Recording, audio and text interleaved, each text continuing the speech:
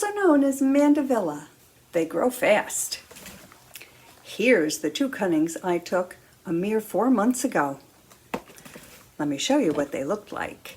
They looked like this 4 months ago. Now, they've got flowers that they're shooting, and they need to be repotted. So let's get this show on the road.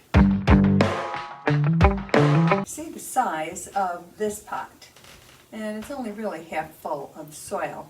So I'm going to fill this pot, which is about 1.5 times this pot, with dirt. And the soil I'm using it's a fine soil. It's made by Miracle Grow. It's their performance mix, so it doesn't have a lot of heavy sticks and stuff in it. You want the soil to be just so it holds together. I have not watered these in several days, so they're really dry. I'm noticing that these bottom leaves, they're going to be so close to the soil when I repot them. I'm just going to cut them off. Hold on to it with these 2 fingers. Tip it over. Give it a little squeeze. Look at all these roots. Okay, pop that guy right down in there. And bring this soil around. Make sure you've left yourself enough room for watering. Like I said, 1/2 to 3/4 of an inch is really all you need.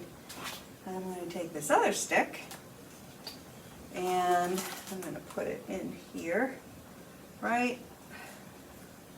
You really have to just kind of guess where you want to put it, but I always like to put it like right near the edge so you're not touching any of the roots that you just disturbed. And so now I'm going to water these guys. The last thing I'm going to do is spritz these guys. Mandevilla love a little spritz. I usually spritz them every single morning. Doesn't take long. Now they're going to go under the lights, and I'll keep you posted.